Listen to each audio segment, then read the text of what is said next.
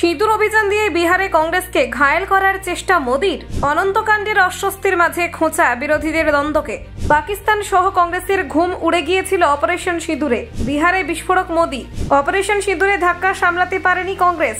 নতুন বিতর্কে জড়ালেন প্রধানমন্ত্রী। জওয়ানদের গর্বে দেশ মাথা উঁচু করেছে, কংগ্রেসের মুখ গোমরা। বিহারের সভা থেকে তোপ মোদির। পাকিস্তান কেঁপেছিল, কংগ্রেসও ঘুম হারিয়েছিল।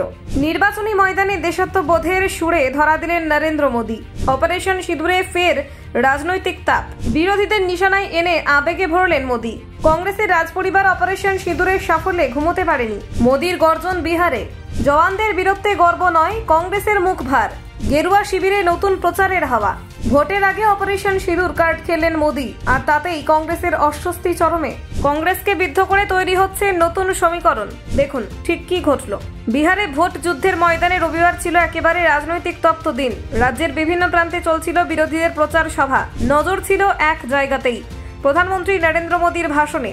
কারণ সেই দিনই তিনি ফের তুললেন অপারেশন সিঁদুরের প্রসঙ্গ, আর সেই সূত্রে তীব্র আক্রমণ করলেন কংগ্রেস ও বিরোধী জোটকে।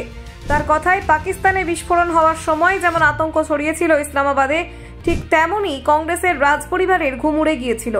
প্রধানমন্ত্রী বলেন, অপারেশন সিঁদুরের সময় ভারতীয় সেনার সাফল্য গোটা দেশকে গর্বিত করেছিল, কিন্তু বিরোধী শিবির বিশেষ করে কংগ্রেস এবং আরজেডি সেই সাফল্যে খুশি হতে পারেনি।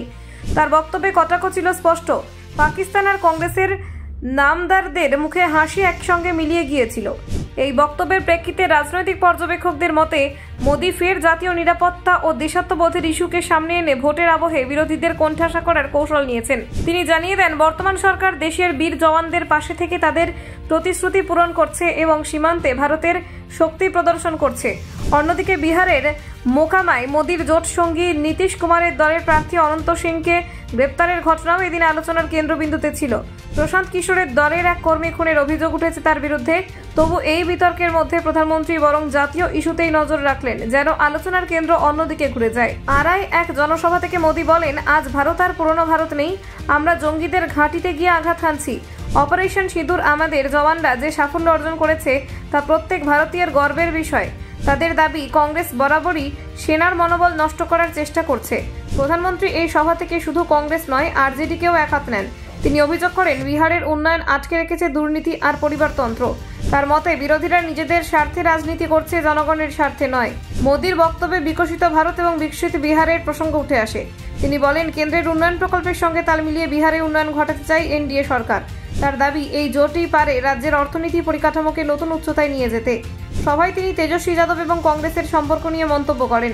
মোদির ভাষায়, তেজস্বী যাদবকে মুখ্যমন্ত্রী পদপ্রার্থী করতে কংগ্রেস রাজি ছিল না, কিন্তু আরজেডি চাপ সৃষ্টি করে কংগ্রেসকে মাথা নোয়াতে বাধ্য করে। Bureau report, Bangla digital TV.